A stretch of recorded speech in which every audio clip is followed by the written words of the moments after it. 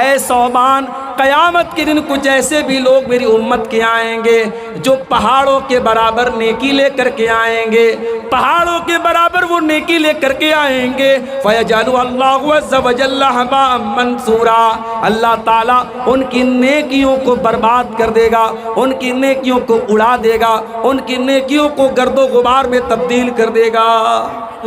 کچھ لوگ ایسے ہوتے ہیں جو دنیا کے بڑے جانکار ہوتے ہیں، دنیا کی بڑی نالج ان کے پاس ہوتی ہے، لیکن آخرت سے بالکل دور ہوتے ہیں، بالکل غافل ہوتے ہیں۔ اور آگے بڑھیے۔ الذی تساءلون به والارحام ان اللہ کان علیکم رقیبا۔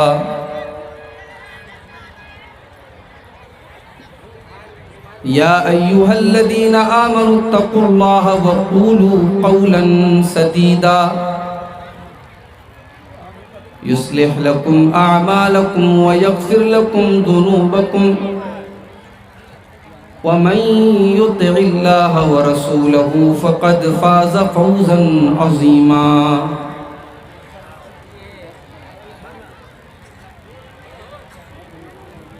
اما بعد فإن خير الحديث كتاب الله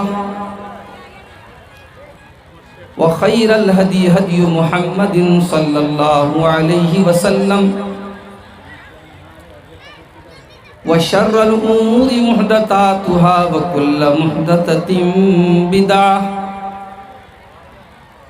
وكل بدعة ضلالة وكل ضلالة في النار۔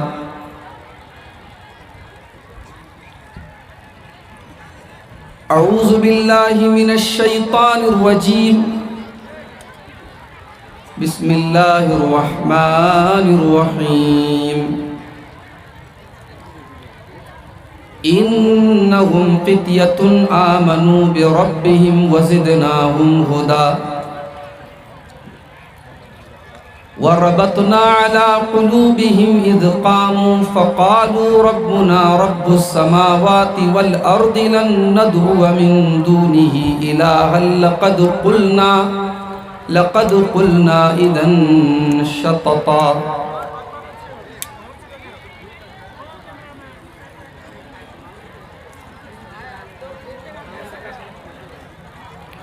صدر محترم، علماء کرام، محترم بزرگوں، نوجوان ساتھیوں، ماؤں اور بہنوں، پیارے بچوں، آج کی یہ کانفرنس جو آپ کی سرزمین دھنوشا میں بڑے تذک و احتشام کے ساتھ منعقد ہو رہی ہے، اور بہت نامور علماء کرام کو آپ کے بیچ میں لایا گیا ہے۔ دعا کرتے ہیں اللہ تعالیٰ سے آج کی اس کانفرنس کو ہر معنی میں کامیاب کرے، اور آج کی اس اسٹیج سے کتاب و سنت کی صحیح دعوت لوگوں کے دل و دماغ تک پہنچے، اور لوگوں کو اللہ تعالیٰ کہی گئی باتوں پر عمل کی توفیق عطا فرمائے۔ میرے بھائیوں، مجھے ابھی تقریر کرنا ہے، پھر فوراً نکلنا بھی ہے، بنارس پہنچنا ہے، صبح 7 بجے سے میری کلاس ہے، اور کل رات میں نیپال کے دوسرے حصے میں لمبنی میں ایک پروگرام میں تھا، جمعہ کا خطبہ وہیں ہوا، اور وہاں سے کاٹمنڈو ہوتے ہوئے آپ کے بیچ میں جنک پور سے آیا، بہت سارے اسباب ہوئے، راستے میں تاخیر بھی ہوئی، اور میں ڈائریکٹ ابھی پہنچا ہوں اور سیدھے اسٹیج پر آپ کے سامنے لا کر کے مجھے بٹھایا گیا ہے۔ خطبہ مسنونہ کے بعد سورۃ الکہف کی 2 آیتیں میں نے آپ کے سامنے پڑھی ہیں۔ آج جمعہ کا دن ہے، مجھے امید ہے کہ آپ نے سورہ کہف پڑھی ہوگی، اگر نہیں پڑھی ہے تو پڑھا کیجئے جمعہ کے دن۔ اللہ کے نبی صلی اللہ علیہ وسلم کی حدیث ہے، جو انسان جمعہ کے دن سورہ کہف پڑھتا ہے اگلے جمعہ تک اللہ تبارک و تعالیٰ اس کو ایک نور عطا کرتا ہے، ایک روشنی عطا کرتا ہے۔ سورہ کہف میں اللہ تعالیٰ نے ایک واقعہ بیان کیا ہے۔ اللہ کے کچھ بندے ایسے تھے جو ایسے ماحول میں رہتے تھے جہاں ہر طرف بت پرستی ہو رہی تھی، شرک ہو رہا تھا، اور اس شرک بھرے ماحول میں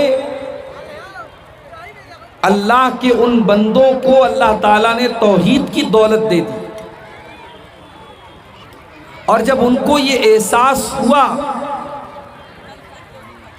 کہ اس ماحول میں رہ کر کے ہم اپنے دین کو بچا نہیں سکتے، اپنی توحید کو بچا نہیں سکتے، تو وہ اپنے گھر بار کو چھوڑ کر کے ایک پہاڑ کی گفا میں چلے گئے، ایک غار میں چلے گئے۔ واقعہ لمبا ہے، میں واقعے کی تفصیل آپ کے سامنے بیان نہیں کروں گا۔ قرآن مجید میں اللہ تعالیٰ نے جب اس واقعے کو بیان کیا تو اللہ تعالیٰ نے ایک چیز کو ہائی لائٹ کرتے ہوئے اس کو بہت خاص طور سے اللہ تعالیٰ نے ذکر کیا، اور وہ چیز کیا تھی؟ اِنَّهُمْ فِتْيَةٌ آمَنُوا بِرَبِّهِمْ وَزِدْنَاهُمْ هُدًى۔ اپنے ماں باپ کا گھر چھوڑ کر کے، اپنی بستی کو چھوڑ کر کے، اپنے علاقے کو چھوڑ کر کے پہاڑ کی گفا میں جانے والے وہ اللہ کے بندے نوجوان تھے۔ گویا اللہ تعالیٰ مسلمان نوجوانوں کو یہ سبق دے رہا ہے کہ اے مسلمان نوجوانوں، توحید اتنی بڑی دولت ہے اور ایمان اتنی بڑی دولت ہے کہ اس دولت کو بچانے کے لیے، اس دولت کو سنبھالنے کے لیے اللہ کے ان نوجوان بندوں نے اپنے ماں باپ کی دولت کو ٹھکرا دیا، اپنا گھر ٹھکرا دیا، اپنی محلوں کو ٹھکرا دیا، اپنی حویلیوں کو ٹھکرا دیا، اور سب کچھ چھوڑ کر کے پہاڑ کی گفا میں چلے گئے۔ غور کیجئے، اللہ تعالیٰ نے جب اصحاب کہف کا واقعہ بیان کیا تو ان کے نوجوان ہونے کو اللہ تعالیٰ نے خاص طور سے بیان کیا۔ آج ہمارا نوجوان کہاں کھڑا ہے؟ ہماری نوجوان بہنیں کیا کر رہی ہیں؟ ہمارے نوجوان بھائی کیا کر رہے ہیں؟ کون سی ایسی برائی ہے، کون سی ایسی گندگی ہے، کون سا ایسا غلط کام ہے جو آج ہمارا نوجوان جس میں لپت نہیں ہے، جس میں مبتلا نہیں ہے؟ میرے بھائی، نوجوان کیسے ہوتے تھے؟ قرآن کریم میں اللہ تعالیٰ ابراہیم علیہ السلام کا واقعہ بیان کرتا ہے۔ ابراہیم علیہ السلام اپنی قوم کے بتوں کو توڑ دیتے ہیں، بڑے والے کو چھوڑ کر کے باقی سارے بتوں کو توڑ دیتے ہیں، اور قوم کے لوگ جب اپنے پتھر کے معبودوں کا یہ حال دیکھتے ہیں تو کیا کہتے ہیں؟ قالوا من فعل هذا بآلهتنا انه لمن الظالمین۔ کہتے ہیں وہ کون ہے جس نے ہمارے معبودوں کے ساتھ اتنا برا سلوک کیا ہے؟ اے بھائی اب ڈسٹرب مت کرو، جو لگ گیا لگ گیا، اب تقریر کے بعد کسی کوئی لگانا نا، بیچ میں کوئی ڈسٹرب مت کرو۔ قالوا سمعنا فتى يذكرهم يقال له ابراہیم۔ قوم کے لوگوں نے کہا کہ ہم نے ایک نوجوان کو دیکھا ہے جس کا نام ابراہیم ہے اور وہی ان بتوں کی برائی بیان کرتا ہے۔ گویا کہ پتھر کے بتوں کو توڑنے کا کام کرنے والا اور اپنی جان کا رسک لینے والا اور اپنی زندگی کو خطرے میں ڈالنے والا ابراہیم علیہ السلام ایک نوجوان انسان تھے۔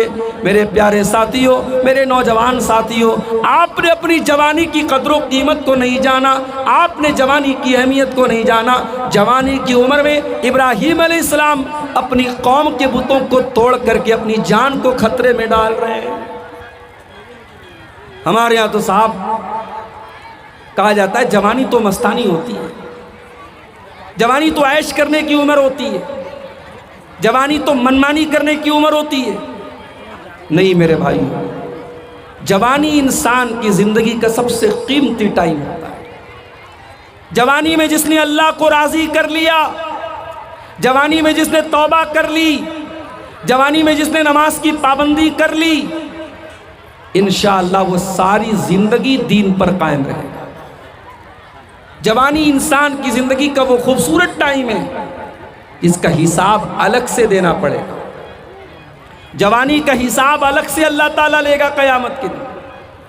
اللہ کے نبی فرماتے ہیں لا تزول قدم ابن آدم من عند ربہ یوم القیامہ، قیامت کے دن انسان اپنی جگہ سے ہل نہیں پائے گا، ٹس سے بس نہیں ہو پائے گا، حتیٰ یسالان خمسین، جب تک 5 سوالوں کا جواب نہ دے دے۔ نمبر 1 عن عمری فیما افنا، میرے بندے تو نے اپنی زندگی کو کہاں گزارا؟ 50 سال کی، 60 سال کی، 70 سال کی ہم نے تجھ کو زندگی دی تھی، تو نے اپنی زندگی کو کہاں گزارا؟ دوسرا سوال وعن شبابی فیما ابلا، میرے بندے ہم نے تجھے 20 سال سے لے کر کے 40 سال کا جو دور دیا تھا، جو جوانی کا دور تھا، جو طاقت کا دور تھا، جو انرجی کا دور تھا، جو کچھ کرنے کا دور تھا، میرے بندے تو نے اپنی جوانی کو کہاں گزارا؟ جوانی کا حساب الگ سے دینا پڑے۔ میرے نوجوان ساتھیوں، اپنی جوانی کی قیمت کو سمجھو، جوانی کو برباد مت کرو، اپنی جوانی کی قدر کرو۔ یہ جوانی دوبارہ نہیں ملے گی، اس جوانی میں اللہ کو راضی کر لو میرے بھائی۔ جانتے ہو انسان جب گرمی سے بے حال ہوتا ہے تو سب سے پہلے وہ تلاش کرتا ہے ایسی جگہ مل جائے جہاں اسے دھوپ نہ لگے، اسے گرمی نہ لگے۔ بھئی آپ کسی کھلے میدان میں جا رہے ہیں اور بہت تیز دھوپ نکلی ہے تو آپ کو کیا چاہیے؟ آپ کو سایہ چاہیے، آپ کو ٹھنڈی ٹھنڈی ہوا چاہیے۔ اور آج یہ سورج 9 کروڑ 30 لاکھ میل دور ہے، سورج 9 کروڑ 30 لاکھ میل دور ہے، اور اس پر سے گرمی کا یہ عالم ہے کہ کاٹمنڈو جیسے شہر میں جو ٹھنڈا شہر مانا جاتا ہے، وہاں پر بھی لوگ دن میں جب چلتے ہیں تو دھوپ زیادہ ہوتی ہے، لوگ ہاتھ میں چھاتا لے کے چلتے ہیں، گاڑی میں چلتے ہیں، اے سی میں چلتے ہیں، گرمی ہم سے برداشت نہیں ہوتی میرے بھائیوں۔ قیامت کے دن سورج 9 کروڑ 30 لاکھ میل کی دوری پر نہ ہوگا بلکہ 1 میل کی دوری پر ہوگا۔ پسینے سے لوگ اس قدر بے حال ہوں گے، کوئی اپنے ٹخنے تک، کوئی گھٹنے تک، کوئی کمر تک، کوئی پورا کا پورا پسینے میں ڈوبا ہوا ہوگا۔ قیامت کے دن کی اس گرمی کے عالم میں اللہ کے پیارے نبی فرماتے ہیں سبعۃ یظلھم اللہ فی ظلہ یوم لا ظل الا ظلہ، قیامت کے دن 7 لوگ ایسے ہوں گے جن کو اللہ تعالیٰ اپنے عرش کا سایہ عطا فرمائے گا۔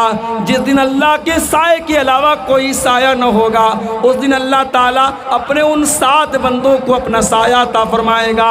ان 7 بندوں میں ایک وہ انسان بھی ہوگا، فرمایا وَشَابٌ نَشَا فِي عِبَادَةِ اللہ، وہ نوجوان جس کی جوانی اللہ کی عبادت میں گزری ہو، جس نے جوانی میں عبادت کر کے اللہ کو راضی کیا ہو۔ یہاں عبادت کون کر رہا ہے؟ یہاں تو ہمارے نوجوانوں کی راتیں حرام چیزوں میں گزر رہی۔ کتنے نوجوان ہیں رات میں بیٹھ کر کے موبائل پر گندی چیزیں دیکھنا، غیر محرم لڑکیوں سے چیٹنگ کرنا، موبائل کا ناجائز استعمال کرنا ان کا شیوا بن چکا ہے، ان کی زندگی کا حصہ بن چکا ہے۔ شراب و شباب ان کی زندگی کا حصہ بن چکا ہے۔ میرے بھائیوں یاد رکھو، یہ وہ گناہ جو آپ راتوں میں کمرے بند کر کے اپنے بیڈ روم میں بیٹھ کر کے کرتے ہیں، ان گناہوں سے میرے بھائیوں ہمیں اور آپ کو ڈرنا چاہیے۔ انسان اگر پبلک کے سامنے، لوگوں کے سامنے بڑا نیک ہے، بڑا متقی ہے، بڑا پرہیزگار ہے، لیکن اکیلے میں اور تنہائی میں اگر وہ گناہ کے کام کرتا ہے تو یہ بہت خطرناک بات ہے، اور ایسے انسان کی نیکیاں قیامت کے دن اس کے منہ پر مار دی جائیں۔ اور اہل حدیث کا اسٹیج ہے، بغیر دلیل کے یہاں کوئی بات نہیں کہی جاتی۔ آئیے میں دلیل آپ کو سنا دیتا ہوں۔ ابن ماجہ کی صحیح روایت ہے، اللہ کے پیارے نبی صلی اللہ علیہ وسلم حضرت ثوبان رضی اللہ تعالیٰ عنہ سے فرماتے ہیں، اے ثوبان لَأَعْلَمَنَّ أَقْوَامًا مِّنْ أُمَّتِي يَأْتُونَ يَوْمَ الْقِيَامَةِ، اے ثوبان قیامت کے دن کچھ ایسے بھی لوگ میری امت کے آئیں گے جو پہاڑوں کے برابر نیکی لے کر کے آئیں گے، پہاڑوں کے برابر وہ نیکی لے کر کے آئیں گے، فَيَجْعَلُ اللَّهُ عَزَّ وَجَلَّ هَبَاءً مَّنثُورًا، اللہ تعالیٰ ان کی نیکیوں کو برباد کر دے گا، ان کی نیکیوں کو اڑا دے گا، ان کی نیکیوں کو گرد و غبار میں تبدیل کر دے گا۔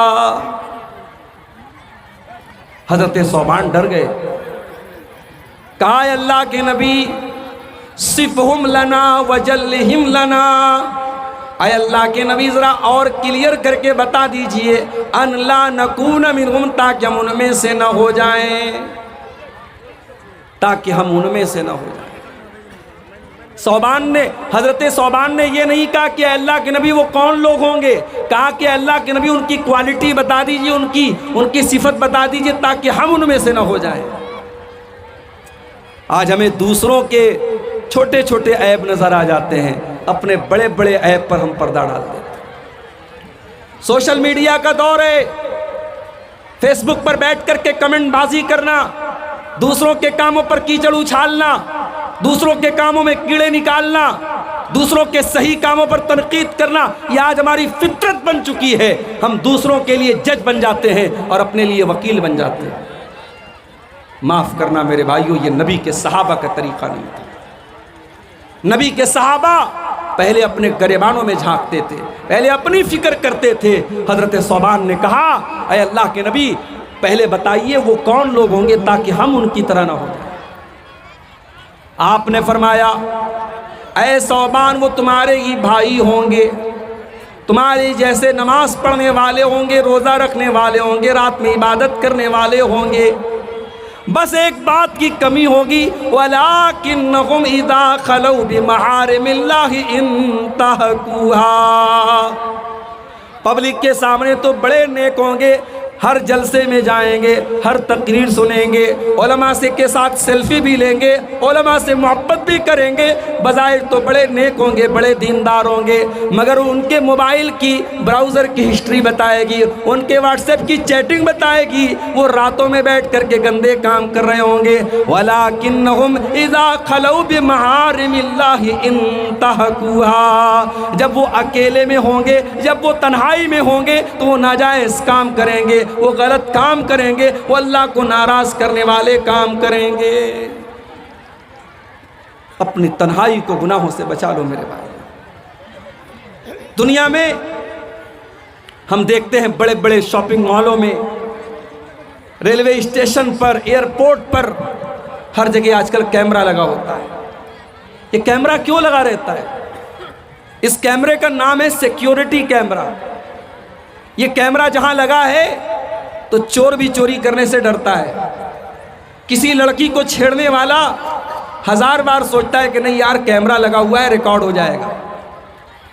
دنیا میں انسان کا بنایا ہوا کیمرہ آج انسان کو غلط کام کرنے سے روک رہا ہے۔ انسان ڈرتا ہے کہ نہیں بھائی ریکارڈ ہو رہا ہے۔ میں کہتا ہوں یہ انسان کا بنایا ہوا کیمرہ ہے، یہ تو خراب بھی ہو سکتا ہے، یہ تو بیکار بھی ہو سکتا ہے۔ اس کیمرے میں جو چیزیں ریکارڈ ہو رہی ہیں ہو سکتا ہے 1 مہینے کے بعد وہ ڈیلیٹ ہو جائیں، مگر ایک کیمرہ ایسا بھی ہے جو ہر چیز کو ریکارڈ کر رہا ہے اور 24/7 ریکارڈ کر رہا ہے، ہر وقت کو ریکارڈ کر رہا ہے، اور وہ کیمرہ کبھی خراب ہونے والا نہیں، وہ کیمرہ کبھی برباد ہونے والا نہیں۔ اور وہ کیمرہ کون سا کیمرہ ہے؟ فرمایا وَإِنَّ عَلَيْكُمْ لَحَافِظِينَ كِرَامًا كَاتِبِينَ يَعْلَمُونَ مَا تَفْعَلُونَ، میرے بندو ہم نے تمہارے اعمال کو ریکارڈ کرنے کے لیے کرامن کاتبین کو تمہارے اوپر مقرر کر دیا ہے، جو تمہارے ایک ایک عمل کو ریکارڈ کر رہے ہیں، ایک ایک عمل کو لکھ رہے ہیں۔ ہم جب راستہ چلتے ہیں نا، اب یہ عورتیں بھی جلسے میں ماشاءاللہ آئی ہوئی ہیں، لیکن افسوس کے ساتھ اور معذرت کے ساتھ کہنا پڑتا ہے کہ ہمارے یہاں جلسے میں بھی میلے والا ماحول ہے. ادھر جلسہ ہو رہا ہے، ادھر دکانیں لگی ہیں، چوڑی بک رہی ہے، کھلونے بک رہے ہیں، عورتیں اور نوجوان لڑکیاں وہاں پہ کھڑی ہیں، پھر وہاں پہ لڑکے بھی کھڑے ہیں اور صاحب تماشا بنا کے بیٹھے. ہمارے منتظمین سے بھی میں بڑے ادب کے ساتھ کہنا چاہتا ہوں، میں بہار کے جلسوں میں بھی جاتا ہوں، بعض جگہوں پر لوگوں نے سختی کی، جلسے کے پہلے اعلان کر دیا کوئی میلہ ویلا نہیں لگے گا، کوئی دکان نہیں لگے گی. 2-4 جگہوں پر ایسا کیا گیا، اس کا اثر بھی ہوا ہے. آپ کے نیپال میں دیکھتا ہوں جہاں بھی جلسہ ہوتا ہے وہاں میلے وغیرہ ضرور لگتے. اس پر آپ کو تھوڑا روک لگانے کی ضرورت ہے. اب عورتیں جا رہی ہیں راستے میں، اب آپ گزر رہے ہیں وہاں سے، اب آپ بظاہر آپ کی نظر سامنے ہے، مگر کنکھیوں سے آپ کہیں اور دیکھ رہے ہیں. آپ کی کنکھی نگاہیں کہیں اور ہیں، آپ کی نظر ان عورتوں پر پڑ رہی ہے، لیکن بظاہر ایسا لگ رہا ہے کہ آپ سامنے دیکھ رہے ہیں. اس کو کہتے ہیں نگاہوں کی چوری. اللہ قرآن میں کہتا ہے یعلم خائنۃ الاعین وما تخفی الصدور. اللہ کا کیمرہ اتنا شاندار ہے، اللہ کا کیمرہ تو یہ بھی دیکھ رہا ہے کہ تمہاری نظر کہاں پڑ رہی ہے. تم آنکھوں کی چوری کرتے ہو تو اللہ اس کو بھی جانتا ہے. وما تخفی الصدور، تمہارے سینے میں کیا چل رہا ہے اللہ کو وہ بھی پتا ہے. تمہارے دل میں کیا چل رہا ہے، تمہارے دماغ میں کیا چل رہا ہے اللہ کو وہ بھی معلوم ہے. اللہ کا ڈر آج ہمارے نوجوانوں کے اندر سے نکل رہا ہے. میرے ہمارے نوجوان آج بڑی تعداد میں شرک کر رہے ہیں، غیر اللہ کے آگے سر جھکا رہے ہیں. کتنی ہماری عورتیں ہیں، بچہ بیمار ہو گیا، کسی ڈھونگی بابا کے پاس، کسی اوجھا کے پاس، کسی شرکیہ منتر پڑھنے والے کے پاس جا کر کے اپنے بچے کو دم کروا رہی ہیں، بچے کے گلے میں تعویذ ڈلوا رہی ہیں. آج مسلمان کے گھر میں شرک ہو رہا ہے، اس سے بڑا پاپ کوئی اور نہیں ہو سکتا. میرے بھائی، دنیا کا سب سے بڑا پاپ شرک ہے، اور آج ہمارے مردوں کے اندر بھی اور عورتوں کے اندر بھی شرک ہو رہا ہے. اور یہ پیشن گوئی اللہ کے نبی نے بیان کی تھی کہ میری امت کے اندر ایسے حالات بھی آئیں گے، میری امت کے اندر شرک کیا جائے گا. آپ نے فرمایا لا تقوم الساعۃ حتی تلحق قبائل من امتی بالمشرکین وحتی یعبدوا الاوثان. قیامت اس وقت تک نہیں آئے گی جب تک میری امت کے اندر شرک نہ ہونے لگے گا، میری امت کے اندر بتوں کی پوجا نہ ہونے لگے گی. اور مولانا الطاف حسین حالی نے 100-125 سال پہلے بڑا صحیح نقشہ کھینچا تھا. 100 سال گزر گئے مگر ایسا لگتا ہے مولانا حالی نے آج کے حالات کو سامنے رکھ کر کے یہ نقشہ کھینچا تھا. بہت سارے کام ہمارے غیر مسلم بھائی کرتے ہیں، ان کے مندروں میں ہوتا ہے، ان کے عبادت گاہوں میں ہوتا ہے، ہم کہتے ہیں صاحب یہ غلط ہو رہا ہے، شرک ہو رہا ہے. اور وہی کام مسلمان مزاروں پہ جا کے کرتا ہے اور قبروں پہ جا کے کرتا ہے، اس کو صحیح کہتا ہے. مولانا حالی کہتے ہیں کرے غیر گر بت کی پوجا تو کافر، کواکب میں مانے کرشمہ تو کافر، جھکے آگ پر بہر سجدہ تو کافر، جو ٹھہرائے بیٹا خدا کا تو کافر، مگر مومنوں پر کشادہ ہے راہیں، پرستش کرے شوق سے جس کی چاہیں، نبی کو جو چاہیں خدا کر دکھائیں، اماموں کا رتبہ نبی سے بڑھائیں، مزاروں پہ جا جا کے نظریں چڑھائیں، شہیدوں سے جا جا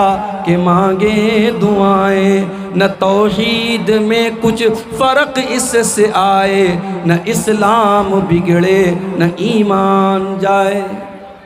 مسلمان کے گھر میں آج شرک ہو رہا ہے. میرے بھائیوں، سب سے پہلے اپنے گھروں کو شرک سے پاک کرو. میں کہتا ہوں ہمیں اگر اپنے پریوار سے محبت ہے، اپنے بیوی بچوں سے محبت ہے، کیا ہم کبھی گوارا کریں گے کہ ہم تو جنت میں چلے جائیں اور ہمارے بیوی بچے جہنم کی آگ میں چلے جائیں؟ ارے جہنم کی آگ چھوڑ دو، اگر کسی کے بچے کی انگلی کٹ جائے، کسی کی بیوی کو ذرا سی چوٹ لگ جائے، شوہر بے چین ہو جاتا ہے، باپ بے چین ہو جاتا ہے۔ اپنے بال بچوں کو ہم ذرا سی تکلیف میں نہیں دیکھ سکتے میرے بھائیوں، ہم جہنم کی آگ میں اپنے بچوں کو جلتا ہوا کیسے دیکھ سکتے ہیں؟ اس لیے اپنے بچوں کے ایمان کی فکر کرو، ان کے عقیدے کی فکر کرو، ان کی توحید کی فکر کرو، اور دیکھو کہیں تمہارے بچے شرک تو نہیں کر رہے ہیں، تمہاری بیوی کہیں شرک تو نہیں کر رہی ہے۔ اگر کہیں ہو رہا ہے اس پر پہلے روک لگاؤ۔ میرے پیارے ساتھیوں، شرک کرنے والا اللہ کی توہین کرتا ہے، اللہ کی ناقدری کرتا ہے۔ شرک کرنے والا اللہ کو چھوڑ کر کے کسی اور سے جب مانگتا ہے، اللہ کی توہین کرتا ہے۔ اور اسی لیے اللہ سورہ حج کے اندر فرماتا ہے، ایک بڑی پیاری مثال دیتے ہوئے اللہ فرماتا ہے، یا ایھا الناس ضرب مثل فاستمعوا لہ۔ اے لوگو، اللہ تعالیٰ ایک مثال دے رہا ہے، غور سے سنو۔ ان الذین تدعون من دون اللہ لن یخلقوا ذبابا۔ تم اللہ کو چھوڑ کر کے جن کو پکارتے ہو وہ ایک مکھی پیدا کرنے کی طاقت بھی نہیں رکھتے۔ وَإِن يَسْلُبْهُمُ الذُّبَابُ شَيْئًا لَّا يَسْتَنقِذُوهُ مِنْهُ۔ اور مکھی اگر ان کی کوئی کھانے پینے کی چیز لے کر کے چلی جائے، وہ مکھی سے وہ چیز چھین نہیں سکتے ہیں۔ ضعف الطالب والمطلوب۔ مانگنے والا بھی کمزور ہے اور جس سے مانگا جا رہا ہے وہ بھی کمزور ہے۔ کمزور سے مانگ رہا ہے، بندہ بندے سے مانگ رہا ہے۔ ما قدر اللہ حق قدرہ۔ او لوگو، تم نے اللہ کی قدر نہ کی جیسی کرنی چاہیے تھی۔ شرک کرنے والا اللہ کی ناقدری کرتا ہے، اللہ کی توہین کرتا ہے۔ اس لیے سب سے پہلے میرے بھائیوں، اپنی توحید کی حفاظت کرو، اپنے دین کی حفاظت کرو۔ ہمارا نوجوان ایک بڑی تعداد میں، آج ہمارے نوجوانوں کی ایک بڑی تعداد ایسی ہے جن کی زندگی کا کوئی مقصد نہیں ہے۔ ان کی زندگی کا صرف 3 مقصد ہے: کھاؤ، پیو، انجوائے کرو۔ کھانا پینا اور انجوائے کرنا یہ زندگی کا مقصد بنا کے بیٹھے ہیں۔ معاف کرنا میرے بھائی، کھانا پینا اور انجوائے کرنا یہ ہماری زندگی کا مقصد نہیں ہے۔ اگر یہ مقصد ہوتا تو پھر ہمارے اور جانوروں کے بیچ میں کیا فرق ہے؟ جانور بھی اپنی شہوت پوری کرتا ہے، جانور بھی کھاتا ہے پیتا ہے، اور جانور بھی موج مستی کرتا ہے۔ ہم انسان ہیں، اور اللہ نے ہمیں اور آپ کو کیوں پیدا کیا؟ اللہ نے قرآن میں فرمایا، وَمَا خَلَقْتُ الْجِنَّ وَالْإِنسَ إِلَّا لِيَعْبُدُونَ۔ میں نے جنات اور انسان کو اپنی عبادت کے لیے پیدا کیا ہے۔ قُلْ إِنَّ صَلَاتِي وَنُسُكِي وَمَحْيَايَ وَمَمَاتِي لِلَّهِ رَبِّ العالمین۔ اے نبی، آپ بتا دیجئے، میرا جینا اور میرا مرنا اللہ تعالیٰ کے لیے ہے۔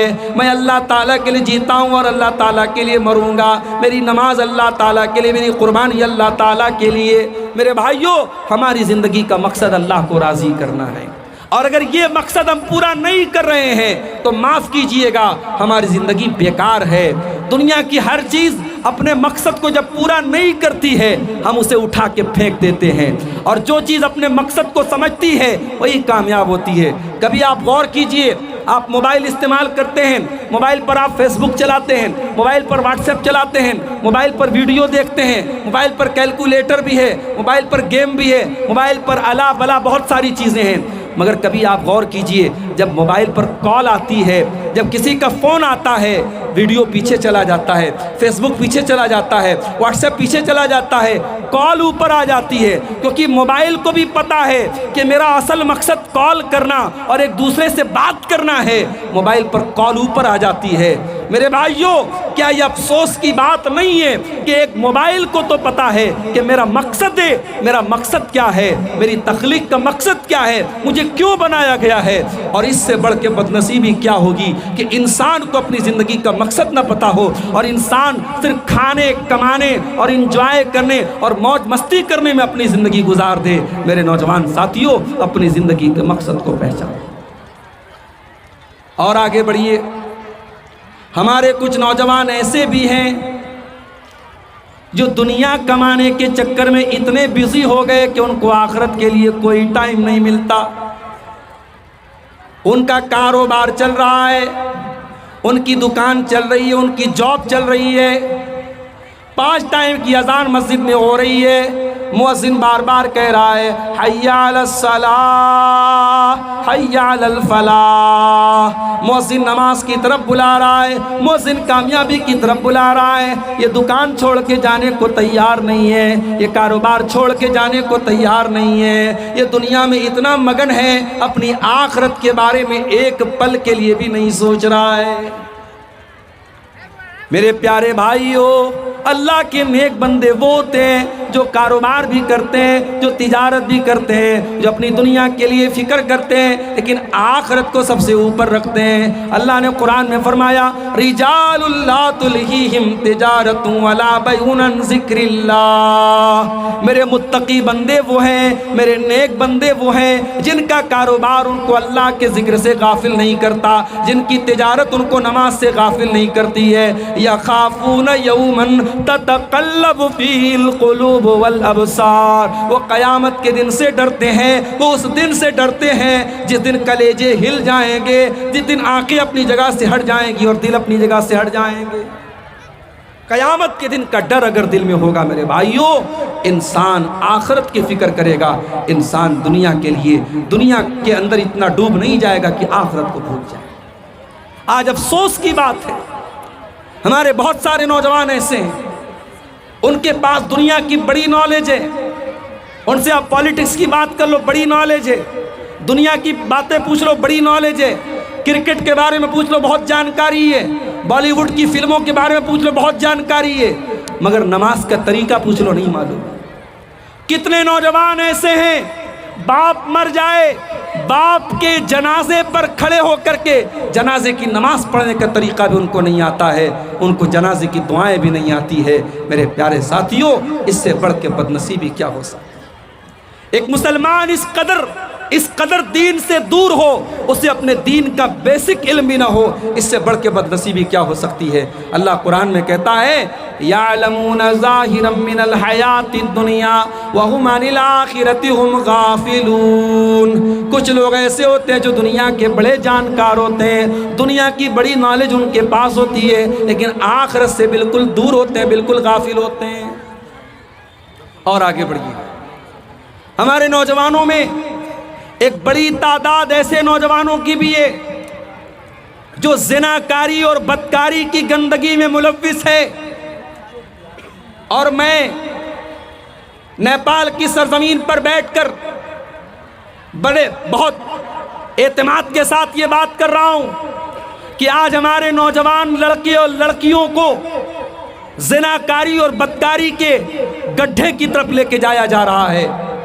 मेरे प्यारे नौजवान साथियों, अगर अपने नबी से मोहब्बत करते हो, अगर अपने नबी से प्यार करते हो, तो आपके प्यारे नबी ने दो चीज़ों की गारंटी आपसे मांगी है, और इस गारंटी को अगर आपने पूरा कर दिया तो जन्नत की गारंटी दी है। अल्लाह के प्यारे नबी क्या फरमाते हैं, मैं यज़मन ली मा बैन लिह्यैहि व मा बैन रिजलैहि अज़मन लहुल जन्नह। जो मुझे अपनी ज़ुबान की गारंटी दे दे और जो मुझे अपनी शर्मगाह की गारंटी दे दे, मैं उसे जन्नत की गारंटी देता हूँ। और अल्लाह के नबी को मालूम था कि जब एक नौजवान जवानी की दहलीज पर पहुँचता है तो उसके जिस्म के अंदर होने वाली तब्दीलियाँ ये तकाजा करती हैं कि उसकी इस ख्वाहिश को पूरा किया जाए, और इस ख्वाहिश को पूरा करने के लिए इस्लाम ने निकाह का सिस्टम रखा है। इसीलिए अल्लाह के नबी ने नौजवानों को खिताब करते हुए फरमाया या माशर शबाबी मन इस्तता मिनकुमुल बाता फलयतज़व्वज। ऐ नौजवानों, जब तुम शादी के काबिल हो जाओ, जब तुम शादी की जिम्मेदारी उठाने के काबिल हो जाओ तो तुम निकाह कर लो। जब तुम शादी कर लोगे, जब तुम निकाह कर लोगे, फ़इन्नहु गज़्ज़ु लिल बसर व अहसनु लिल फ़र्ज, तो तुम्हारी आंखें झुक जाएंगी और तुम्हारी शर्मगाह की हिफाजत हो जाएगी। ये बहुत बड़ी बात है। एक इंसान अगर शादी के काबिल हो गया, शादी की जिम्मेदारी उठाने के लायक हो गया, तो उसकी शर्मगाह की हिफाजत कैसे होगी? शादी करके होगी। भाई हमें भूख लगी है, हमें खाना चाहिए, तो आप हमारे सामने बेहतरीन से बेहतरीन चीज़ें ला के दे दें, जब तक हमारी भूख न मिटेगी हमारा पेट न भरेगा। एक इंसान शादी के काबिल है, शरीयत कह रही उसकी शादी करा दो। मगर आज ہمارے سماج میں شادی بیاہ کے سسٹم کو میری مائیں بیٹی ہیں، میں ان سے کہنا چاہتا ہوں اپنے بچوں کی شادی صحیح ٹائم پر کراؤ۔ یہ صحابہ کا دور نہیں ہے، یہ نبی کا دور نہیں ہے، یہ فتنوں کا دور ہے، یہ گندگی کا دور ہے، یہ زناکاری کا دور ہے۔ اپنے بچوں اور بچیوں کو اگر گندگی سے بچانا ہے ان کی صحیح ٹائم پر شادی کرو اور شادی کو آسان کرو۔ یہ جہیز کی رسم، یہ ہلدی کی رسم، یہ منگنی کی رسم، یہ بارات کی رسم، یہ لمبے چوڑے خرچ کی رسم، ایک دن کی خوشی کے لیے لاکھوں خرچ کرنے کی رسم، یا لڑکی کا باپ اپنی لڑکی کی شادی کرنے کے لیے زمین جائیداد بیچ دیتا ہے، بینک سے لون لے کر کے شادی کرتا ہے، اور اپنے آپ کو ہم اہل حدیث بھی بولتے ہیں اور قرآن و حدیث پر چلنے کا دعویٰ بھی کرتے ہیں۔ میرے بھائیوں، اگر ہم یہ دعویٰ کرنے کے باوجود اگر ہماری شادیوں میں جہیز کا لین دین ہو رہا ہے، ہماری شادیوں میں یہ رسم و رواج بنائے جا رہے ہیں، تو معاف کیجئے گا، ہم اہل حدیث نہیں ہیں۔ اہل حدیث کے نام پر ہم کلنک ہیں۔ اہل حدیث صرف سینے پر ہاتھ باندھنے کا نام نہیں ہے، صرف آمین زور سے بولنے کا نام نہیں ہے، صرف 8 رکعت تراویح پڑھنے کا نام نہیں ہے۔ اہل حدیث تو اس انسان کو کہتے ہیں جو اپنی عبادات میں، اپنے معاملات میں، اپنے تمام معاملات میں وہ کتاب و سنت کی پیروی کرے۔ میرے بھائیوں، اپنے نکاح کو آسان کرو، رسم و رواج کی بیڑیوں سے اپنے آپ کو آزاد کرو اور اپنے بچوں کی صحیح ٹائم پر شادی کرو۔ اور شادی کی بات آئی ہے تو یہ بھی آپ کو بتا دینا چاہتا ہوں، شادی میں دینداری کو دیکھا کیجیے۔ میری ماں، جب آپ بہو تلاش کرنے جاؤ تو آپ حور پری جیسی بہو لانے کے بجائے دیندار لڑکی کو بہو بنا کے لاؤ، اور جب آپ اپنی بیٹی کے لیے داماد دیکھنے جاؤ تو شاندار حویلی دیکھنے کے بجائے اور بہترین سروس اور نوکری اور بہترین پیسہ دیکھنے کے بجائے دینداری کو دیکھو۔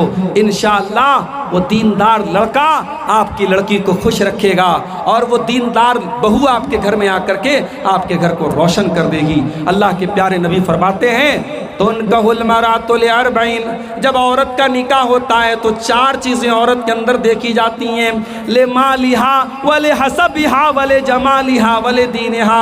مال دیکھا جاتا ہے، خوبصورتی دیکھی جاتی ہے، اور خاندان دیکھا جاتا ہے، اور دینداری دیکھی جاتی ہے۔ آپ نے فرمایا فاظفر بذات الدین تربت یداک، دیندار عورت کو اپنے گھر میں لے کے آ جاؤ، کامیاب ہو جاؤ گے۔ دیندار عورت جب گھر میں آئے گی، ساس کو ماں کا درجہ دے گی، سسر کو باپ کا درجہ دے گی، شوہر کی خدمت کرے گی، اپنے بچوں کی صحیح تربیت کرے گی، اور خوبصورتی اور آپ نے رنگ روپ دیکھا ہوگا، گھر میں آ کر کے وہ گھر کا ماحول خراب کر ڈالے گی، شوہر کو برباد کر ڈالے گی، بچوں کی نہ صحیح تربیت کرے گی، نہ گھر کے اندر دینداری پیدا کرے گی۔ میرے پیارے بھائیوں، گھر کے اندر دیندار عورت کو آپ نکاح کر کے لائیے، اور جب دیندار عورت گھر میں آئے گی تو آپ یاد رکھیے دنیا کی سب سے بڑی دولت نیک عورت ہوتی ہے۔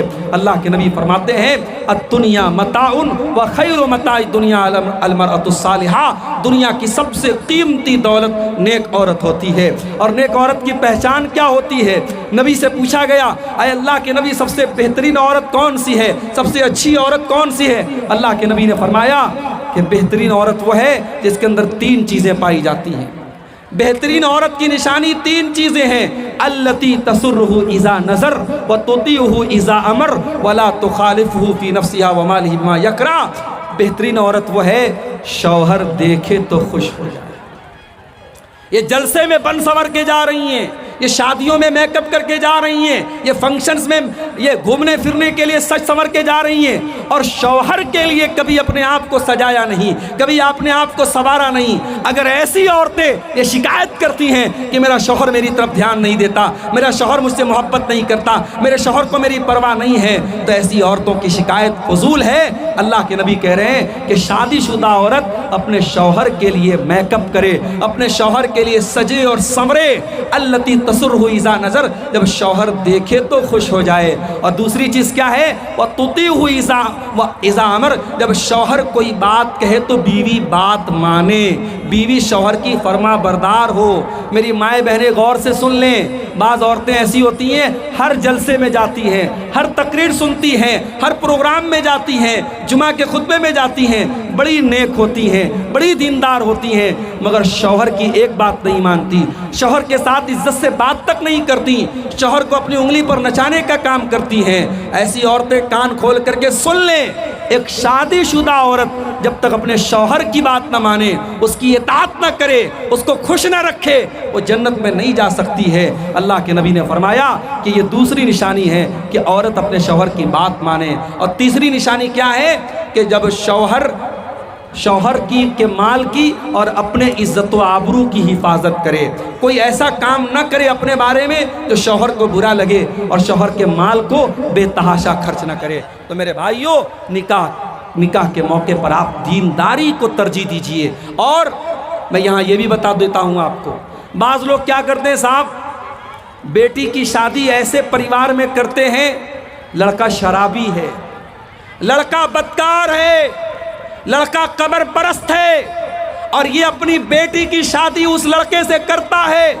और पूछो क्यों करता है, तो कहते साहब लड़के का खानदान बड़ा अच्छा था, लड़के का घर बहुत अच्छा था, लड़का सरकारी नौकरी में था, लड़का बहुत पैसे वाला था। ये सारी चीज़ें देख करके आपने अपनी बेटी की शादी किसी शराबी से, किसी जानी से और किसी मुशरिक से कर दी।